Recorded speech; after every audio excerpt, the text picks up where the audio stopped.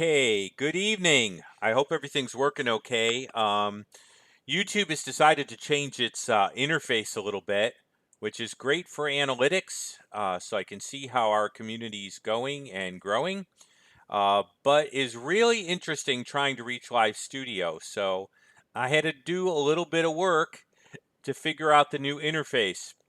Um, I'm kind of a tried and true guy in some ways, and if something works, I don't feel a real need to change it. But apparently, they want us to be able to see our analytics better. So that's where they ended up being. Nate has a family dinner. I hope he has a really good time. And I know he can always catch us later. Just by way of knowing, we are getting ready for the Patreon launch. I've been working on the Patreon site. We're putting the last some last launch touches in. Things will change, I'm sure, and develop. Uh, and I really hope that they do. I hope that I get better at this and that I can continue to improve. One of the great things I love about Patreon is you guys will be able to give me some really nice feedback, and hopefully the community can come together. Um, I'm thinking about additional things that might be a part of what I do, even stuff related to the class I'll be teaching. So I thought about how fun it would be to create additional material around interrogating a worldview by questions and some of that material. And so I'm still thinking through a lot of things, but we are getting ready to do that shortly. So for those who are interested in supporting us on Patreon, that will be coming soon.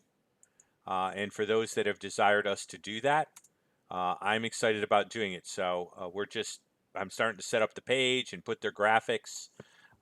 Graphic resolutions were a little complicated for me to go ahead and make it through, but I think I figured some of those out.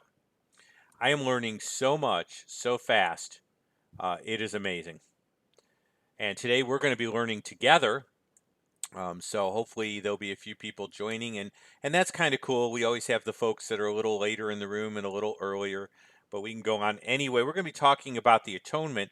Now, this again comes from an objection that was raised that really blood atonement, or Jesus' substitutionary atonement, violates God's real dislike of human sacrifices. So I thought we'd delve into that. Again, a lot of these get used. Um, a lot of these get used in multiple ways. And so we're going to talk about that particular objection. It will take different forms depending on who's objecting.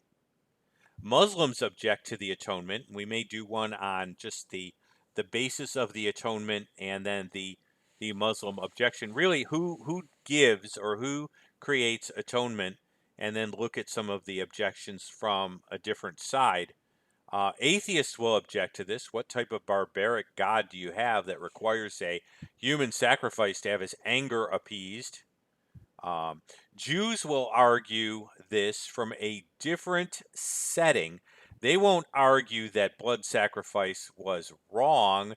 They'll argue that Jesus' sacrifice was a human sacrifice as opposed to blood sacrifice. And so Christianity is really kind of pagan, whereas the blood atonement system of animals was not, unless they are very liberal Jews, in which case they will be charter members of PETA, and they will argue that the whole thing was part of a barbaric, primitive place in Jewish history when Jewish people were not as evolved and advanced as they are now. Those arguments always kill me. By what basis do you make that sort of claim? But that's what they'll argue. So let's start to get into tonight's lesson. Now, I'm going to need to do a little bit of work here just to bring the PowerPoint up because it needs to be set up kind of uniquely. And so I'm going to do that and get that up.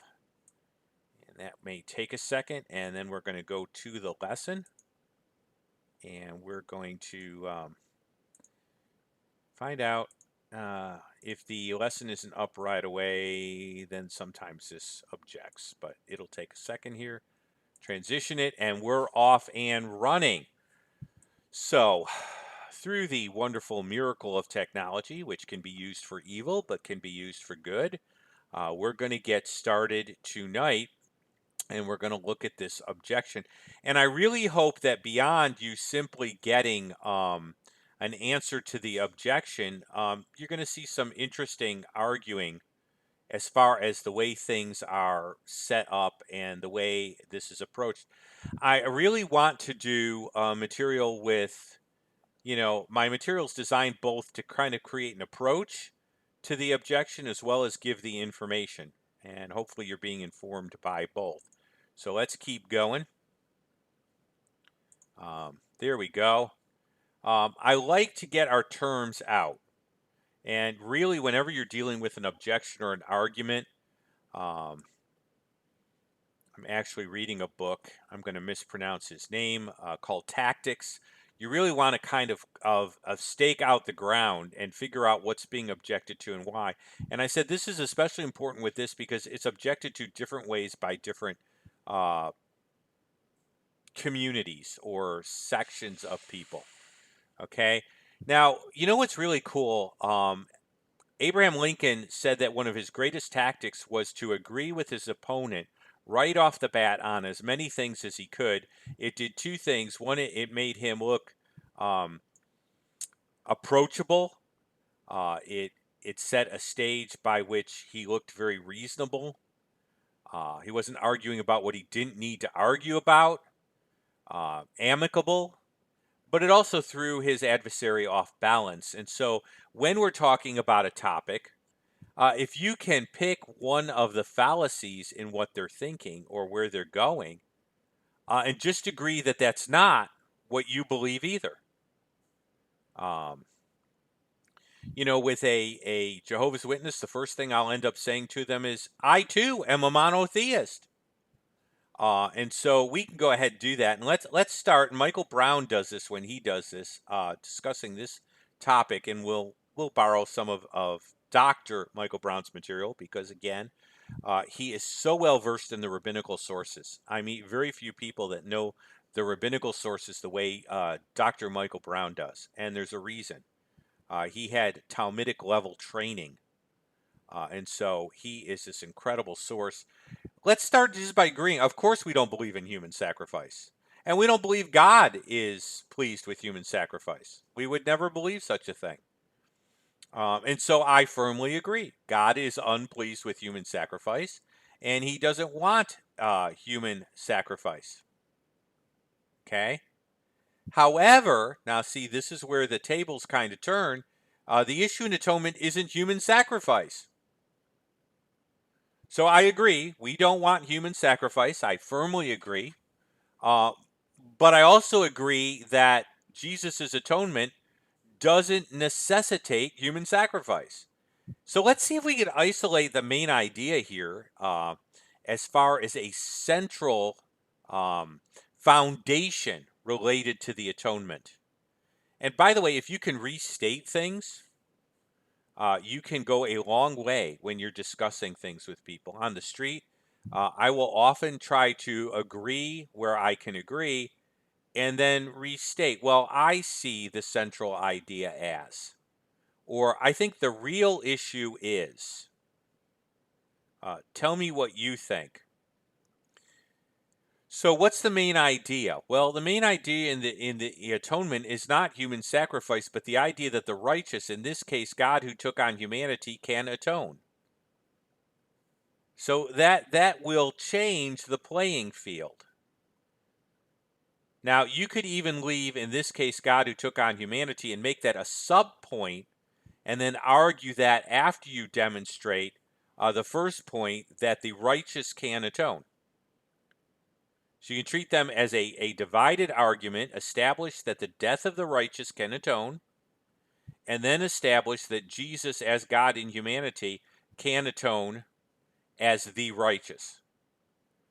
Let's just look at the way I set this up here. I'm going to click on this again here.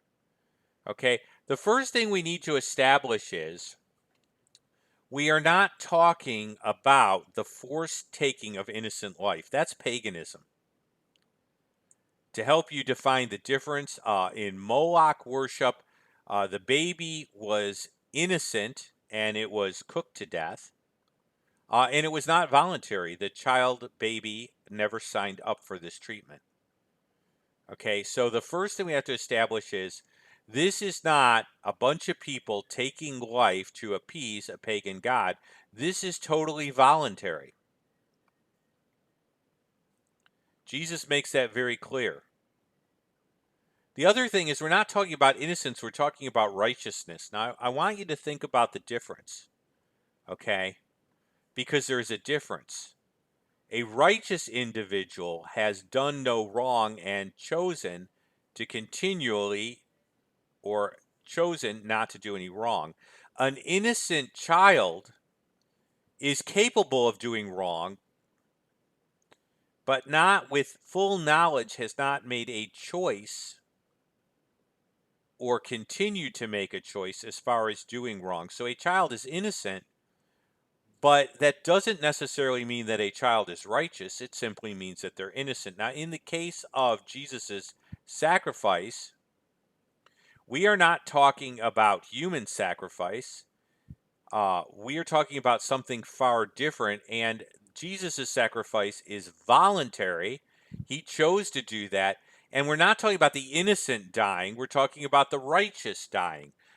So that's an entirely different thing. And we need to establish that because in pagan worship, it was not the righteous dying. The best you could have was the innocent dying, as in child sacrifice. So there's a difference between innocence and righteousness, and that's an important distinction. And so I want to kind of get that out there. So we've cleared up what we're not talking about. And that may be a good strategy right there, is to start by eliminating what you're not talking about. So now let's delve into the central idea. Can the death of the righteous atone? Now I'm going to take this kind of in two different ways. I'm going to take it in a method where I demonstrate that God can use the death of the righteous one to atone. And then I'm going to take it from the negative, where I defeat it the other way. Let me show you what I mean by the positive. Can the death of the righteous itself atone? I'm going to demonstrate it two different ways, that God indeed uses death or substitutionary death to atone, and the rabbinical writings allow for the death of the righteous to atone. And then I'm going to move from a light to heavy argument, that if the death of those who are not totally righteous but may have been innocent of the crime could, according to rabbinical thinking, atone, how much more can the death of the perfect righteous one atone? So we're going to look at places in the Bible where the death of a victim who did not commit the crime atones for the community. And then we're also going to look at the rabbinical dictum that the death of the righteous can atone. And then we're going to move to there is a truly righteous one. I'm not going to spend a lot of time on that because I think that's fairly easy to establish. If somebody wants to argue that part of a Christian worldview, then that could be a separate argument. And you could say to them, well, why do you think Jesus isn't the righteous one? What sin do you think he committed? And so that's the way you could go with that. And so you could break these arguments down too. You don't have to deal with everything at once. And that's kind of important to understand. We're going to take it on as they relate to each other, but I want to let you know that it's not always necessary. In fact, it's a good idea sometimes to break arguments down and deal with each argument separately. Now, what do I mean by a negative way? Well, it's not really a negative way, but I decided to approach it a different way and do a second argument from a different standpoint. Okay? I want to be a little careful. Some of you have listened to some great broadcasts on logic related to capturing Christianity. And so I'm trying to think back to my modus talens and my modus potens. Okay? Messiah's substitutionary atonement violates God's disdain for human sacrifice. So if that was a premise, okay, if P not Q, prophecy from God predicts God's acceptance of Messiah's sacrifice. That would be Q. Q, okay, then not P. Therefore, Messiah's sacrifice does not violate God's disdain in any way. So I'm going to deal with it from both aspects. So you could go from the standpoint of prophecy given by God is that he accepts Messiah's sacrifice exists. Therefore, Messiah's death cannot violate God's disdain for human sacrifices. So since Q is true, P is not Q, therefore I have proven Q. Now that's a little different way of structuring the argument. Is that a valid argument? If God had a disdain for substitutionary death, then prophecy predicting God's acceptance of Messiah's death would be contrary to God's disdain, and that would violate the law of non-contradiction. And so since God's prophecy predicts God's acceptance, then Messiah's substitutionary atonement cannot violate God's disdain for human sacrifice. So we're dealing with it both ways. And so that's kind of the way we're going at this. I'm going to deal with it both ways. And I want to introduce you to the dictum that existed in Jewish thought that the death of the righteous could atone. And then we're going to see some biblical examples where death of an individual who is innocent provides atonement on a temporary level for the community in a specific situation. So let's go ahead and start dealing with this, okay?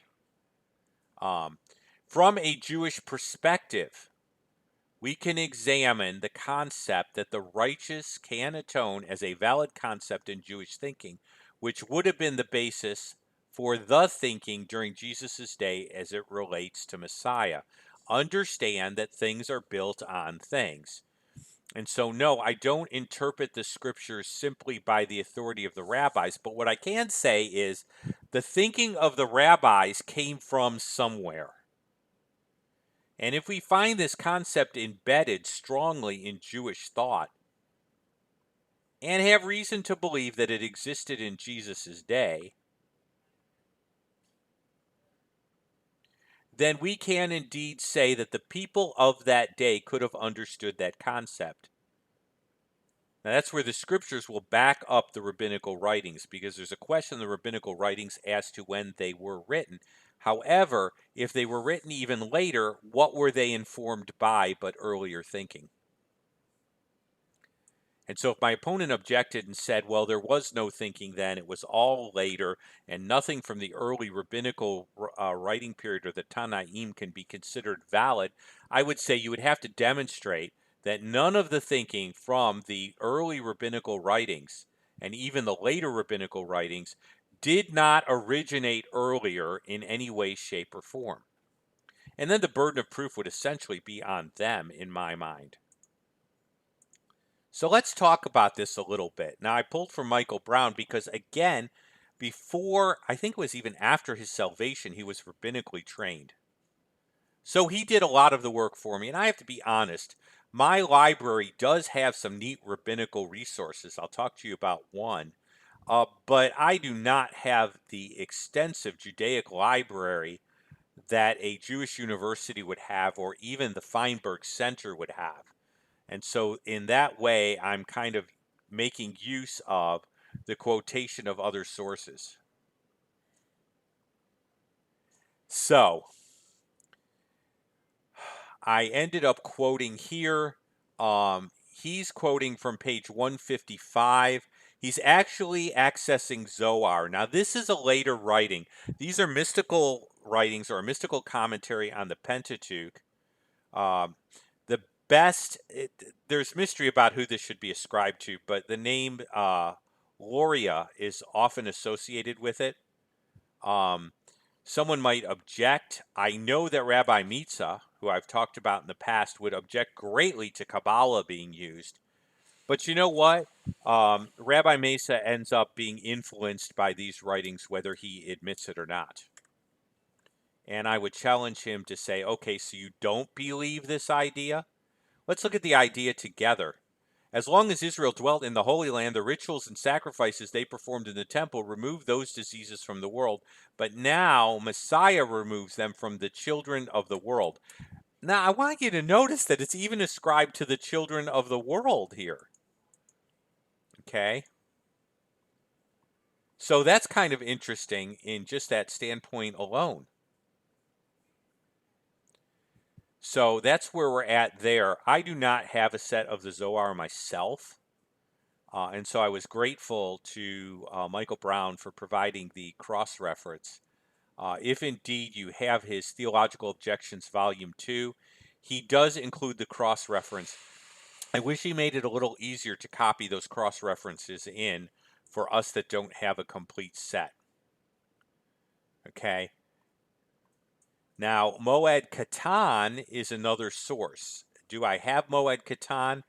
I have an abbreviated version of the Talmud, Babylonian and Jerusalem. It's pretty good, but it's not necessarily totally exhaustive. It was done by Jacob Neusser, and Jacob Neusser leaves some things out, and that's very disappointing. The other thing he does that's kind of irritating is he uses the normal way of citing the Talmud, but then Logos uses the regular way of citing a book, and the two don't match up real well. So I wish Logos had cued the references a little differently. The Talmud's written in what's called folios. You have the way to access a track would be to say B Moed Katan is the Babylonian Talmud. Moed refers to the feasts, the festivals, the appointed times. Katan, minor or small, and then 28a.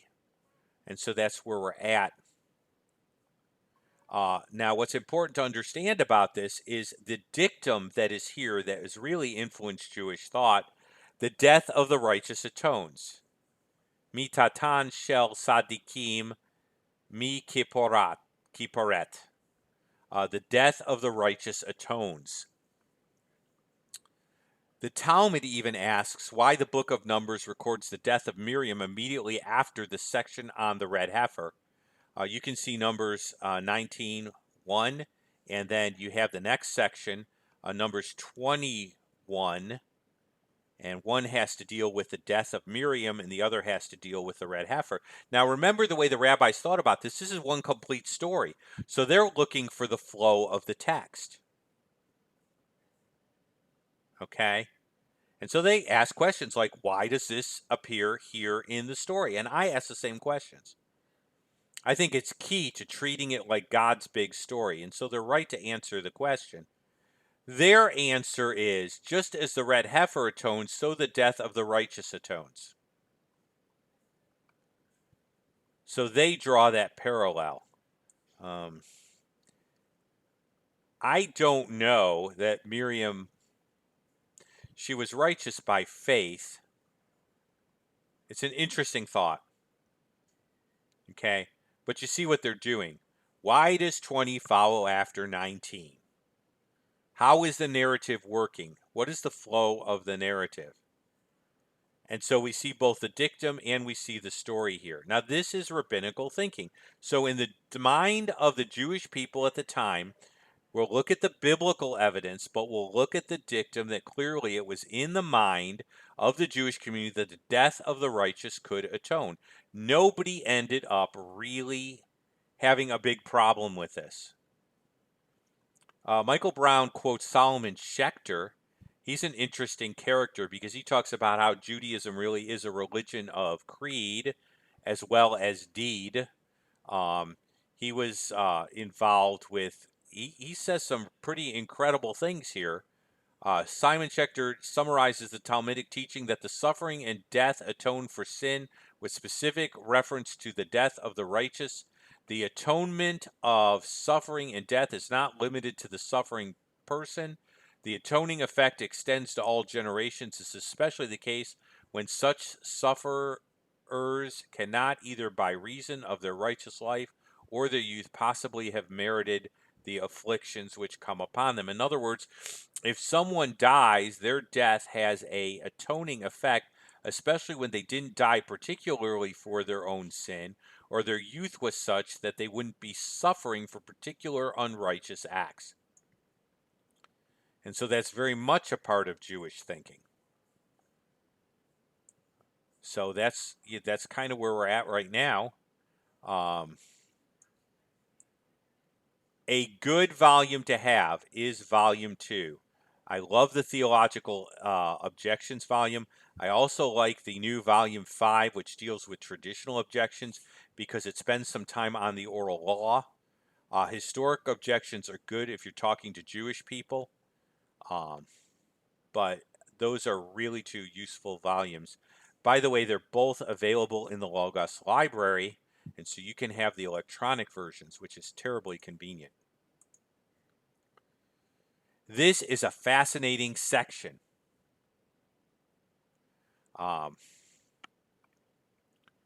This is out of Milkilta di Rabbi Ishmael. Now, this is an earlier rabbinical writing, and that's why I'm citing it. When I see the blood of the sacrifice of Isaac, for it is said, and Abraham called the name of that place Adonai Yireh, or Jehovah Jireh, the Lord will see, etc. Genesis 22:14. Likewise, it says in another passage, as he is about to destroy, the Lord beheld and he repented, etc. 1 Chronicles 21:15. What did he behold? He beheld the blood of the sacrifice of Isaac, as is written, God himself will see the lamb. 22:8. Now, this is key because there's actually a prayer in the prayer book that talks about looking upon the sacrifice of Isaac and remembering that sacrifice and forgiving the sins of the children of Jacob or Israel. In other words, look upon the death, the sacrifice of Isaac, and let that be merit to us, and overlook, for the sake of that, the sins of your people Israel. And so this really goes in and ties to other things. Do you understand that from a Jewish point of view, this was not an outlandish idea? So let's talk about the biblical places where this sort of idea appears.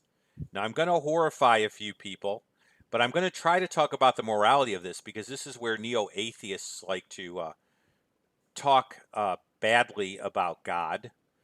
This is an incredible section of Scripture, and I really couldn't get it all in there.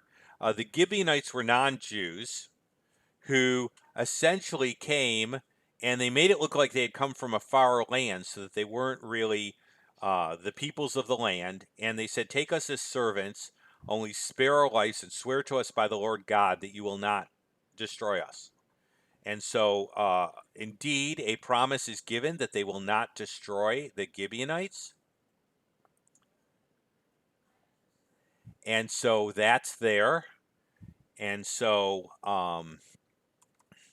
now they're sworn to protect the Gibeonites. Now, the problem was they didn't check with God, but the Gibeonites were willing to come under. And actually, they came under the worship of the one true God.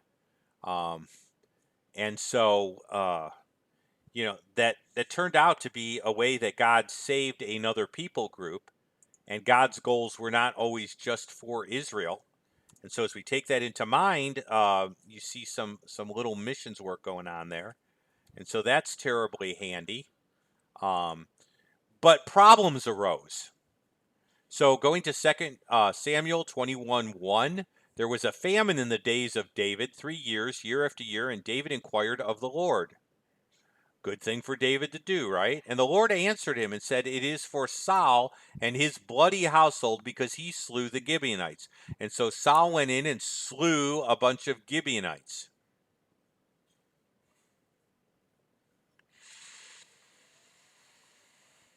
And so 22 is just listed there. Okay. Now, if you go on in the story, the Gibeonites are asked, what can we do to have you pray for the land and make atonement? So what will atone for the sin of Saul killing the Gibeonites? You swore to us by the name of your God, and you're bound, and God's honor is at stake. And so you have slaughtered the Gibeonites and violated your promise to God. And so we aren't praying for the land, and now there's this violation of covenant here by Saul, who represented Israel. And so now what can I do? And the Gibeonites say, well, you're going to take the sons of, um, you're going to take the sons, some of the sons of Saul, and you're going to turn them over to us. And then their death will atone corporately for Israel, and we will pray for the city again. And so that's what we want. We want the head of some of the sons of Saul, because Saul is dead. He can't do anything about it. So let's look at what happens here. David went and took the bones of Saul and the bones of Jonathan, his son, from the men of Jabesh Gilead, which had stole them from the street of Bashan. And I've been to Bashan when I went to Israel, where the Philistines had hung them. Then the Philistines slayed Saul in Gilboa, and they brought up from hence the bones and the bones of Jonathan his son. And they gathered the bones of all them that were hanged, and the bones of Solomon and Jonathan his son, and buried them in the country of Benjamin in Zelah, in the sepulchre of Kish his father. And they performed all the king had commanded, and the Lord God was entreated for the land. Now, I know that that's a little complicated here. The sons are turned over. You have some people hung. The bones are collected. The Gibeonites, through the get those children of Saul, and they kill them. Okay, and some kindness is done afterwards. But the bottom line is the land was entreated for by who? By the Gibeonites. So the Gibeonites accept the death of Saul's sons for the bloodshed and covenant violation of Saul, and God does too. That's the bottom line. So now that you're utterly, or at least your average neighbor, would be utterly scandalized and say, what are you talking about? How could this be? What is your God doing? I need you to understand some backdrop here so that you can indeed have a rationale to deal with if this comes up in polite conversation among agnostics and atheists everywhere. You need to understand that God's covenant with Israel included the land. This is so important. This is like Hebrew Scriptures 101. Okay? There was a covenant between the children of Israel, God, and the land. It was a triangle. The land was God's land, and Israel were stewards on it to manage that land to his glory, glorify him, and be a witness that would draw the nations. And so you're going to see a lot of times where it says that the land was atoned for. You think, how does dirt get atoned for? The land was atoned for because covenant and relationship was reestablished. So if the land was contaminated by blood guilt, which is what Saul did, he violated covenant, and thus he contaminated the land with blood guilt. So God could not look upon blood guilt and honor blood guilt. In other words, covenant violation, okay? Covenant violation required correction, or God could not bless the land because the covenant was in violated state or abeyance until this got taken care of. So the rationale has to do with God's covenant relationship. This is why I consider modern objections to some of these passages illegitimate, because you're not understanding what's going on here. At this point in history, God has a very unique, special relationship between a nation, the land, and himself that he entered into so he could indeed have Israel be a witness nation to other nations and demonstrate himself or make himself known through them. Okay? So the first thing you need to take on is, what's in the Old Testament is not necessarily prescriptive for all of God's economy.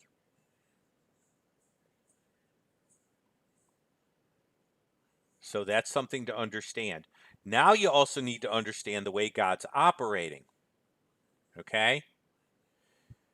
God could just go ahead and rule the universe, kick Satan to the curb, go ahead and take care of everybody who's not willing to submit to him in one fell swoop. In fact, he could have done it at the beginning. The challenge, and this is so cool, again, the challenge was to God's right to rule in terms of his goodness, not his power.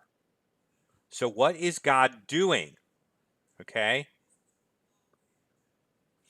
What God's doing is demonstrating his right to rule before all the other sentient beings in the universe, which would include the angelic realm. In order to demonstrate that God rules not simply by his power, but also by his goodness and has a right to rule by his goodness, not just exert fiat power, moral order must be upheld by him. He can't be a good God who has the right to rule by his goodness if he does not uphold moral order. Covenant violation violates the moral order. And so it has to be corrected. When someone asks you why in the world God would send people to hell, there are two different tacks that you can take. But one of them you can point out is, would you want a God who wasn't good? If you want a God who indeed is good, he would then have to uphold the moral order or be just. I've asked people, well, if I murdered your significant other or someone you love, and then I was before a judge and I bribed the judge and he let me off, would you want that judge to remain a judge? Would you want that type of judge over you? And so, God's moral order has been damaged by Saul's action. Saul has violated covenant, and so covenant must be restored. The death of Saul's sons provides atonement for the restoration of covenant, which allows for the land to be blessed because the Gibeonites had a legitimate covenant grievance.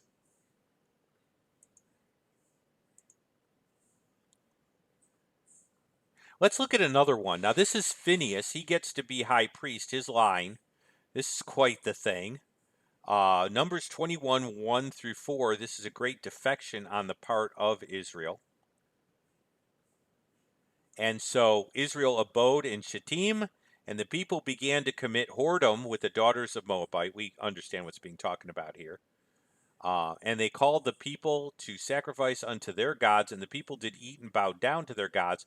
And Israel joined himself to Baal Beor, and the anger of the Lord was kindled against Israel. Go figure. And the Lord said unto Moses, take the heads of the people and hang them before the Lord in the sun, that the fierce anger of the Lord may be turned away. And so Israel has gone ahead. Now, understand what's going on here, too. How did Midian succeed in wrecking Israel? Well, they tried Balaam's cursing thing, but that wouldn't work. I think Balaam told them how to separate or make Israel vulnerable, separate her from her God. Well, how do you do that? Well, you get them to ceremonially join themselves to another pagan deity. Well, how do you do that? Well, you do that through the ancient way of doing that. In the ancient world, again, sympathetic magic, okay, you manipulate the gods through ceremony, but one of the ways you manipulate the gods through ceremony is just plain through physical relations. Okay, especially with Baal, because he's the god of fertility, and so that's the way that worked. And so the women, daughters of Moab, are encouraged to go ahead and get the Israelite males into the Playboy mansion here and get them to unite with them physically, which will be uniting with Baal, because of course there's a ceremonial meal. Come have something, bow down to Baal, we go in the tent, and God is deeply angry. And so Moses is supposed to take the heads of the people who did this, and they're supposed to get killed, and that will remove the Lord's fierce anger from Israel. What is the story here? Well, the heads of the nation represented the nation. Okay, and these were the guys that created the whole problem.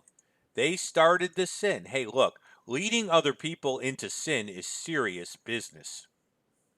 Okay, and we're going to talk about that. And so they represented them in their sin, and so they will represent them in their penalty. So God's anger will be appeased, and their death will satisfy for atonement, since they are representative of those that entered into sin, being those who first entered into sin and led into sin. But again, how does this work? This seems so uncivilized. Well, first of all, Israel was key to God's blessing all the nations with redemption. Hey, God chose, and you could debate his choices, okay? But God chose in eternity past to use Israel. That's the way he decided to do it. And so Israel was key, and Satan knew this. And so destruction of Israel would mean that God would have to abandon his plan of redemption as he designed it. And so God could not let that happen.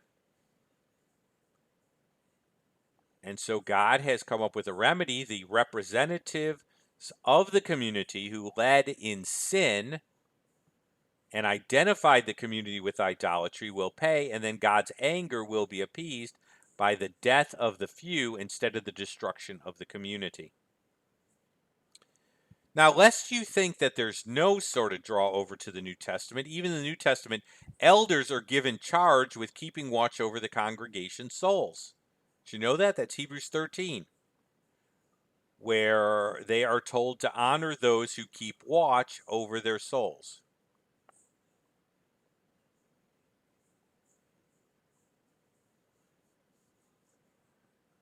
The other thing you need to understand is James' clear, Jesus teaches, to whom more is given, more is accepted. If you have more influence, more is expected of you.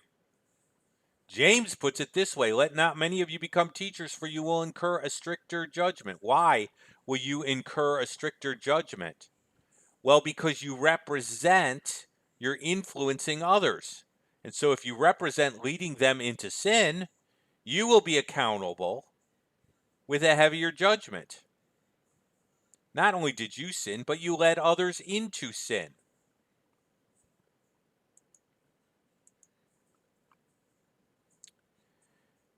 Phineas has something to do with this story, because he starts the process of atonement when Phineas, the son of Eleazar, the son of Aaron, the priest, saw what the Israelites were doing with Baal of Binapur. This is the incident with the Moabite women. He rose up from the congregation. He took a javelin in his hand, went into after the man of Israel into the tent. The man of Israel takes a Moabite woman into the tent to do this right in front of everybody blatantly. Not a smart idea. And he thrust both of them. He thrust both of them through, the man of Israel and the woman through her belly, and so the plague was stayed from the children of Israel. So the plague starts. Phineas goes and he starts to provide atonement by killing those two, and then the other individuals who led into sin have to be eliminated too, to permanently remove God's wrath. Does the death of the righteous atone? Well, there's rabbinical evidence. Can death atone? Now, these aren't the righteous, okay? But can death atone? Well, this is a Kol V'chomer argument. If death could serve as a payment for an individual's specific sins in the case of a specific corporate sin, then the death of the ringleaders could serve as a payment for specific sins of the community as a whole. What about the death of the righteous? How much more could that work? What if the most righteous leader in the community offered up his own life a ransom payment? What if he said, kill me, but let them go? How much more would his death be worth? Now, this is a Kol V'chomer argument, a light to heavy. If the death of sinners who end up being representative of Israel can atone for a specific corporate sin which they had part in, how much more could the death of a righteous leader who was truly righteous act as ransom for the community in terms of atonement? Okay?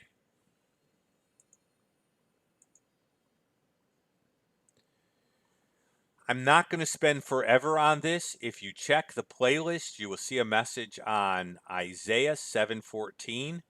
In fact, what I'll probably do is go in and put the playlists in the description.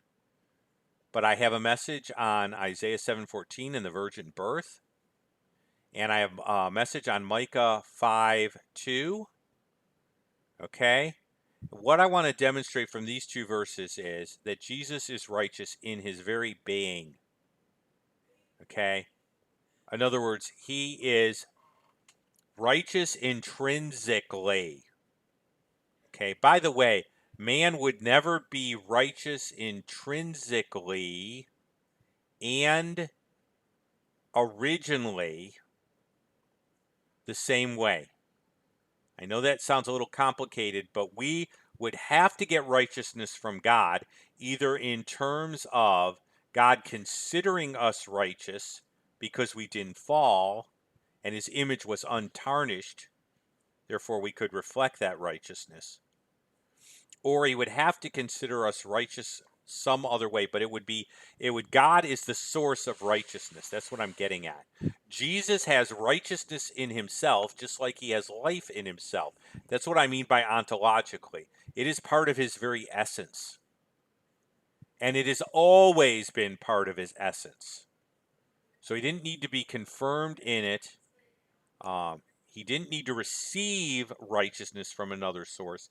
He is intrinsically and fully righteous in his own person, always and forever. Okay? How do I do that? Well, first of all, he's born of a virgin. That means that the sin nature was not transferred to him. There's a lot of discussion of why that's true. What you need to see is Isaiah 7:14 means he is not a human on both sides. Okay? He had a human mother, but he didn't have a human father procreatively. That means the sin nature was not passed to him. So he did not have the propensity internally as part of his essence for sin. I'm seeing some really interesting comments. I want to go back to them. So hang out and we'll discuss those, because there's one comment related to the term Baal that I want to come back to. So I am paying attention, okay?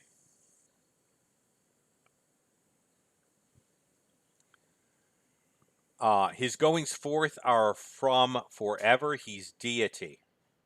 I had a whole thing on that where one believer was arguing that Jesus' goings forth he's not eternal, okay? Um,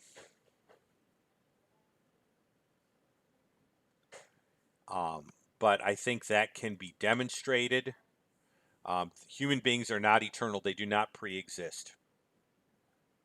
And so in his very person, fully and always, he is righteous. He's also righteous by his conduct. He made his grave with the wicked and with the rich in his death, because he had done no violence, neither was any deceit found in his mouth. Jesus says, if any of you can find sin in me, go right ahead. Peter plays on this very section from Isaiah. By the way, Peter is not adverse to quoting Isaiah. And this very idea is contained, for Christ also suffered for sins, the just, the righteous, for the unjust, that he might bring us to God, being put to death in the flesh, but quickened by the Spirit. Jesus is righteous in the way he lived.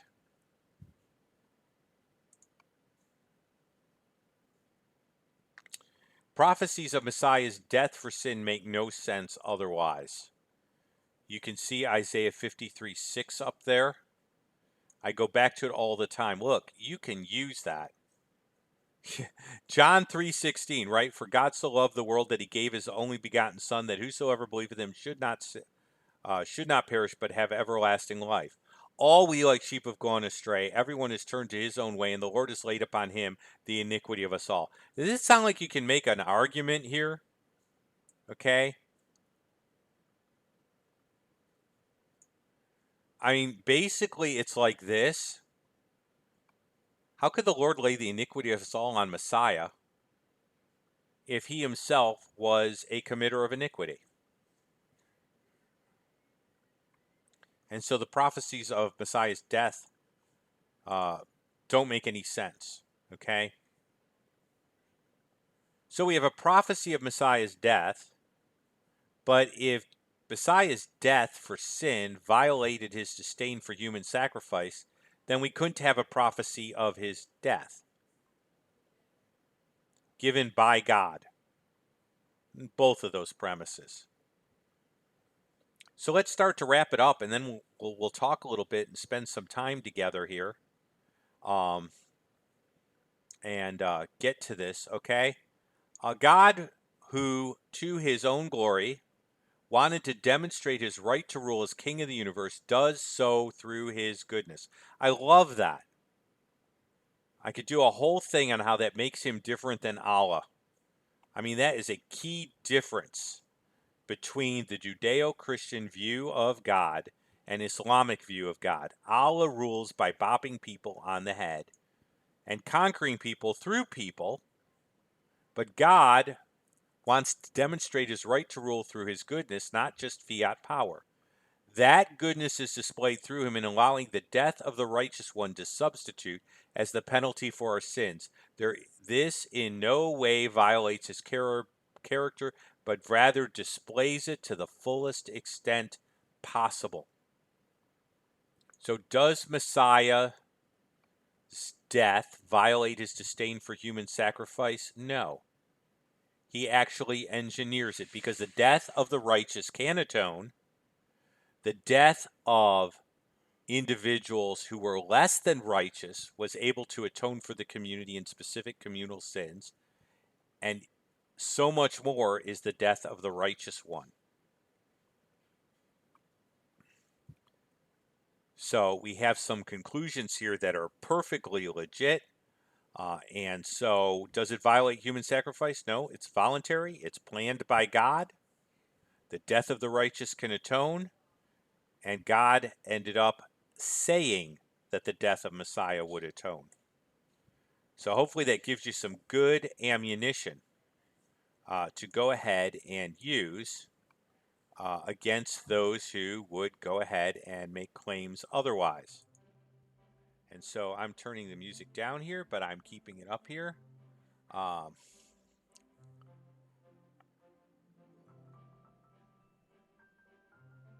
Okay, a few things got talked about. There was a good reference to Hosea 2:16. Baal is the Hebrew word for master, or Baal. It's used in terms of the Baals of the Canaanites negatively. When God uses it in Hosea 16, it is used in terms of God being the rightful husband. And so the contrast is between my husband, which is a more intimate term, and my master. But God is doing some stuff in Hosea, and he's using them to kind of indicate his greater intimacy. It does not indicate that that God considered himself to be one of the Baals of the Canaanites, but it is a legitimate use of the word master there. So master could refer to a false deity, or it could be a legitimate use of the term.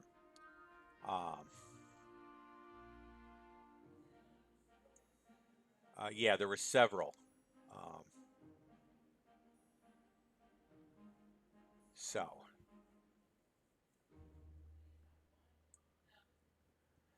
let's talk a little further here. There's a reference to Moloch. Now, the vowel pointing would be different here.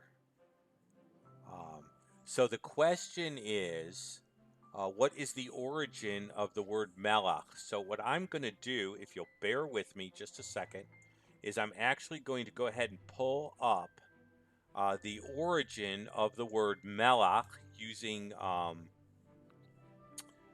word study here. And I'm going to see if I can actually find the root and pull up melach. And I can put that on the screen for you, and it'll take a minute or two for it to boot up. And I'm kind of hoping you won't hear the music over the garden music, because Logos comes with its own cute tune. And so I'm going to ask you to give me a second or two as my library pulls up, and we'll just do a little bit of this. It will take a second because Logos is pretty extensive for me, but I'm going to try to do this because the pointing would obviously be different, and I'm not sure that the root is the same. Okay. I don't know if that music came over, but I'm going to try to pull this up. This may pull a little high speed because my library is always anxious to do that. Someone points out that the vowel pointings are 1400 years old. The actual pointing symbols are, the sounds are not. And I want to be clear on that.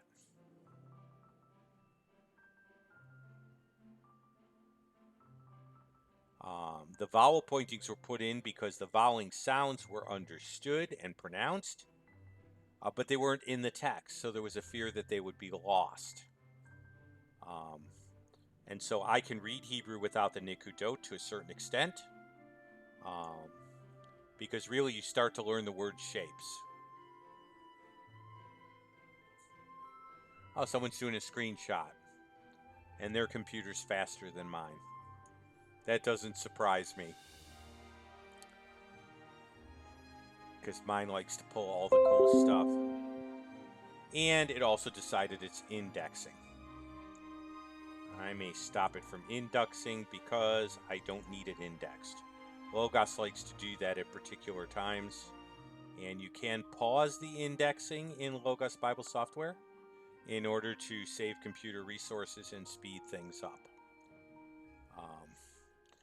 If you do get that screen shot up, you are free to stick it there, and that's fine.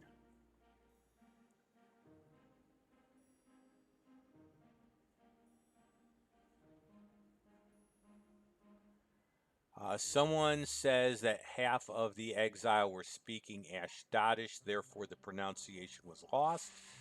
I do not agree with that completely. Ezra read in the Hebrew, and then the others gave sense. There's no way on God's green earth that Ezra could have given any sense to the Hebrew if there was no knowledge of the nikud or the vowel pointing sounds. And so the fact that some people, the rate of literacy of Hebrew went down after the Babylonian captivity does not mean that it was lost. I think that that would be stretching the case a little far. In view of the fact that they were translating, by the way, for connect and reconnect here. So, okay. Sorry about that.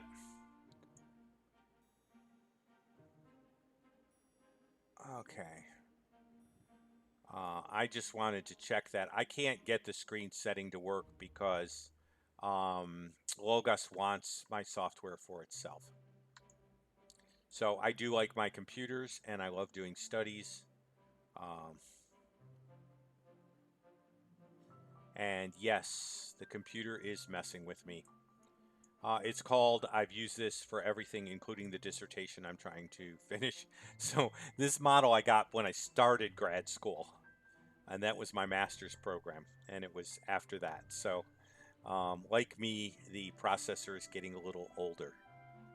Apologies. So let's see.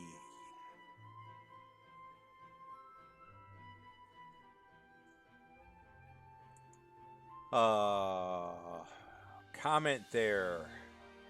Thank you, John. You're keeping me busy. Later critical scholars would like to say that Ezra wrote the rest. The tradition is that he compiled the rest. There is no reason to believe that there was a Chaldean or Aramaic copy of the entire Bible.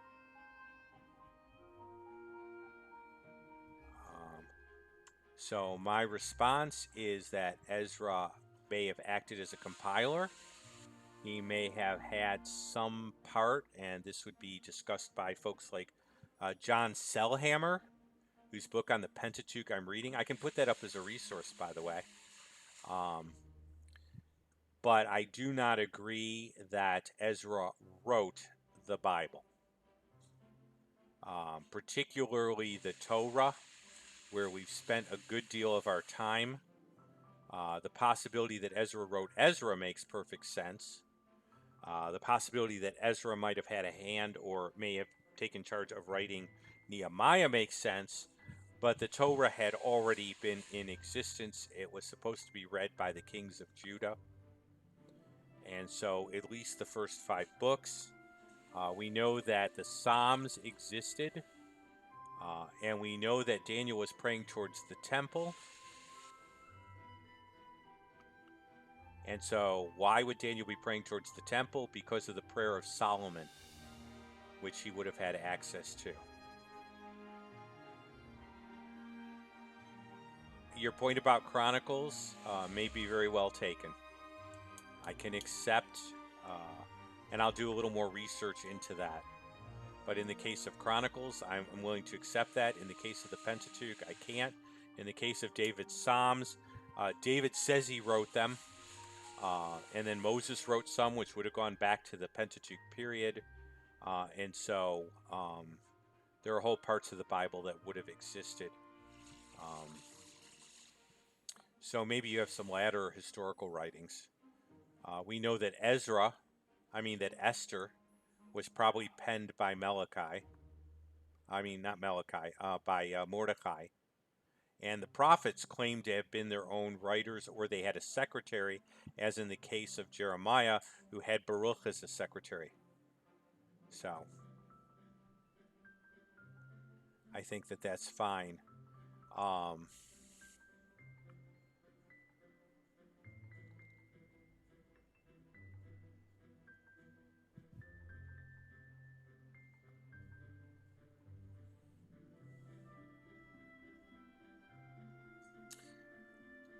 Well, I think we're going to have many more discussions about the canon.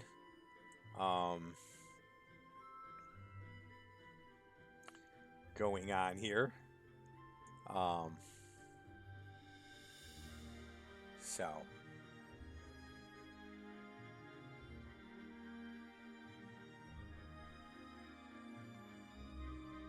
Asaph is interesting because those psalms were probably used in temple worship.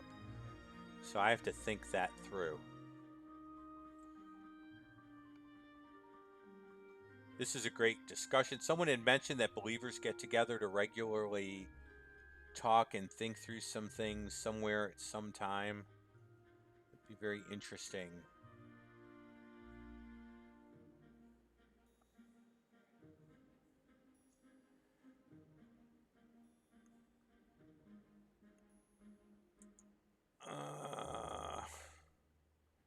Yeah, there's some higher criticism that I would be aware of. Esther predates. I know that because Purim predates. And the last part of Esther records Purim. So I think you would have a problem placing it that late. I think it's more likely that Judith would be a takeoff on Esther. And Daniel was a contemporary of Jeremiah. And so I think you might have problems. Again, beware of higher criticism. Liberal scholars want to make all the Bible books late, and that is not necessarily really good scholarship.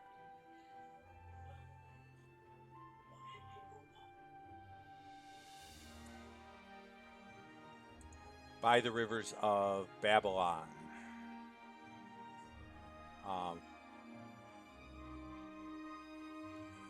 I know what verse you're referring to. I do not do the Deuteronomist, Elohimist, and things of that nature. I believe in the unity of the Torah. So,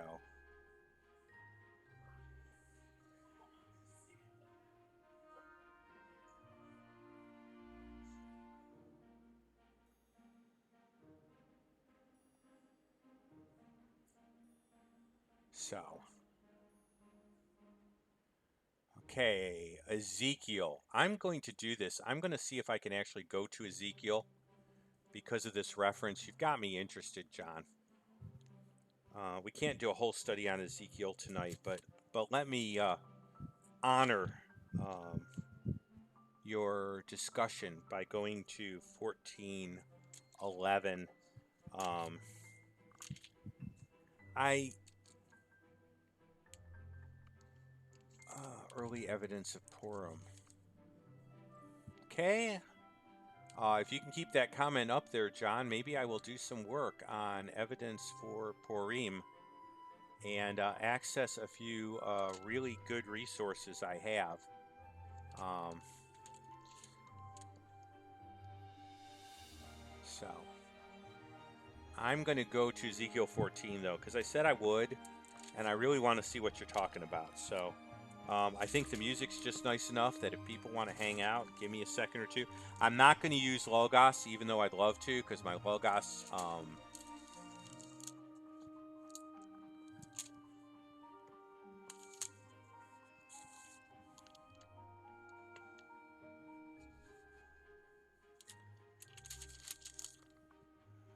Okay, 14:11. You're kind of moving quick for me here.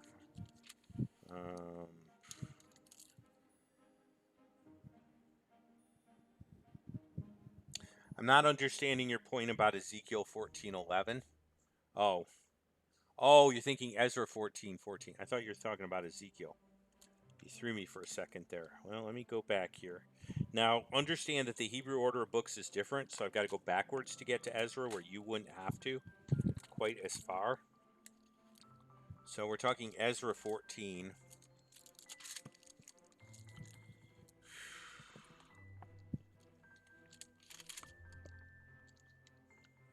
Ezra 14. Oh, Ezekiel 14:14. Thank you. I'm going Ezra 14 doesn't make sense to me. So Ezekiel 14:14. Now that makes a little more sense. I'm going Ezra doesn't have that much material in it. That would be a definite textual addition if it did. 14:14. Okay, I'm looking at it here.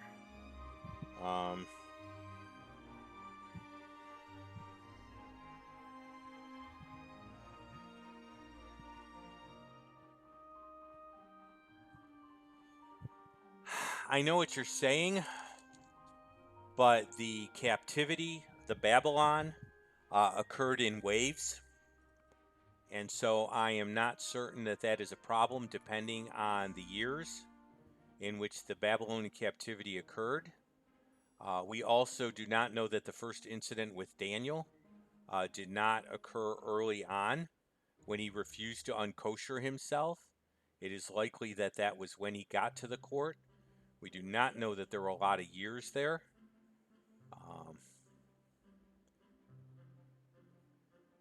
So I do not necessarily think on the face of it that it has to be a defeater.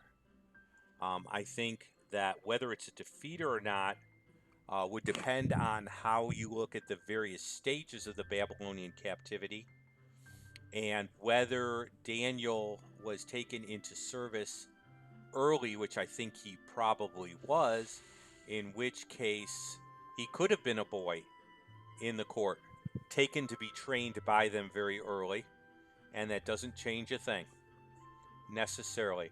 I would need further evidence to convince me that Daniel the boy couldn't refuse not to be kosher while he was being trained.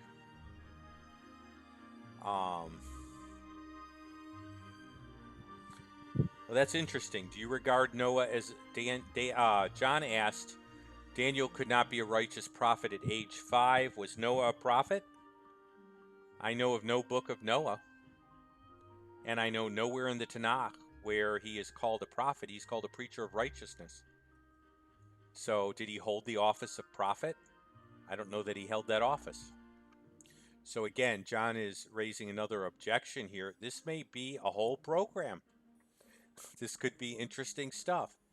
But I'm not quite convinced that Noah held the office of prophet. And Job didn't hold the office of prophet. And nowhere does the word prophet appear. It says these three men. And so I don't think the Hebrew refers to prophet. If I had my phone, I could check the Hebrew, but I don't think Nevi is used in the text. Could Daniel have been a righteous young man? Yes. Do I know that he was 5 years old? The text from Daniel does not state he was. I would then have to check timelines. And by the way, the Babylon captivity again occurred in stages. As I recall, the Babylon captivity did not occur all at once.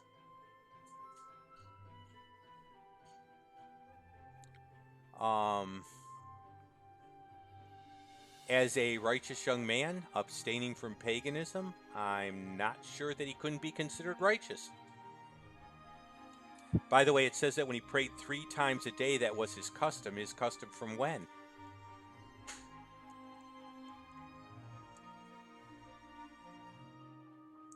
So, I am not certain. Noah was a messenger in the Arabic sense. Big deal. I'm not dealing with Arabic, I'm dealing with Hebrew. There are terms for a prophet.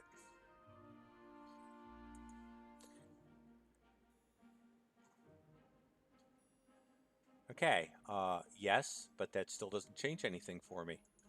At what age did he enter the court? And he was being trained to be a magi. So that's apprenticeship. Question: at what age did young men apprentice in, say, England in the 17 and 1600s? I think probably pretty early.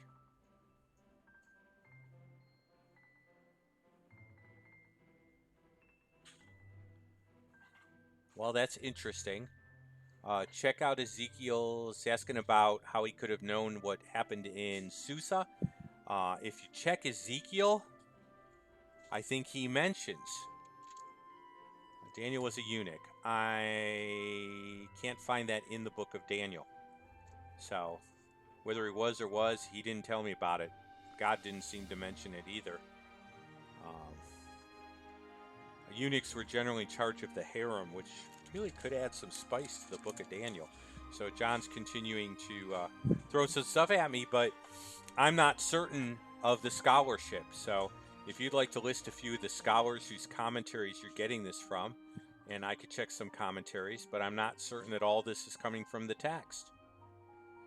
And remember, I stick to authorial intent as much as possible. I use commentaries to give background, yes, but I'm kind of careful. So, what does the text tell me, and then how does the commentary shed light on it? Okay, again, I need a scholarly source that proves that, and I can look and compare that scholarly sources to other sources. So I'm not turning you off, I'm just saying I don't know where it's coming from. Okay? As far as I know, Daniel was considered among the magicians or the magi because when God's going to kill the magi, it would affect Daniel.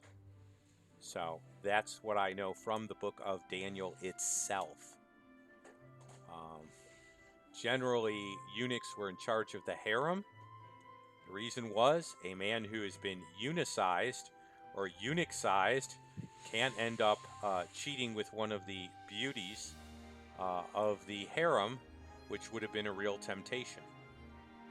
Well, we've had a great conversation, and you can continue to put comments in there. And if you want to put some resources down that you got this material from, again, I'm very careful about higher criticism. And so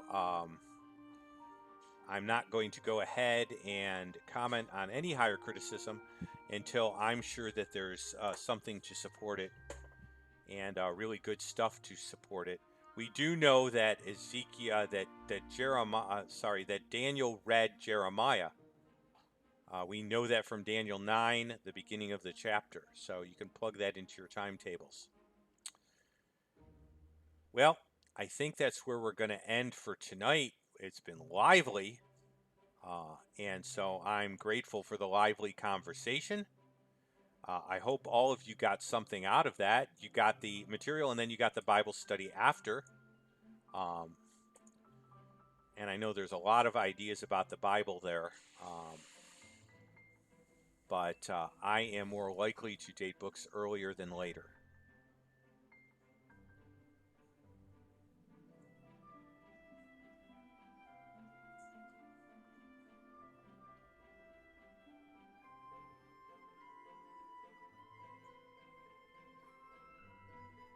Okay, comment there about developing the skills. I'm not knowing who it's directed at, so. I hope all of you got something out of tonight. We kind of went around and I ended up demonstrating representative atonement and then argued for the death of the righteous one and showed it in rabbinical writings. So,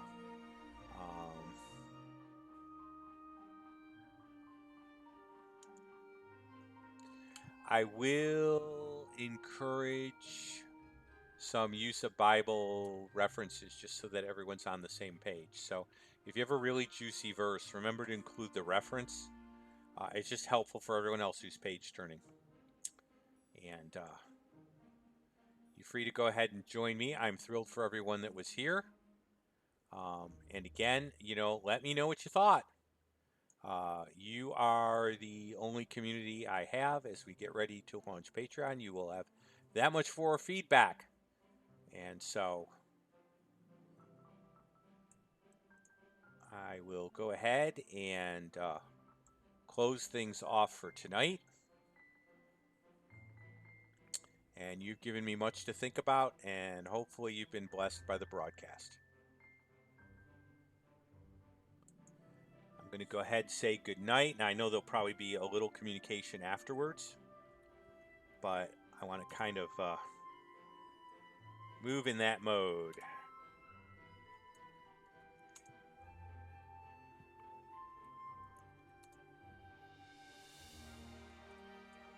I do want to get another thing in here.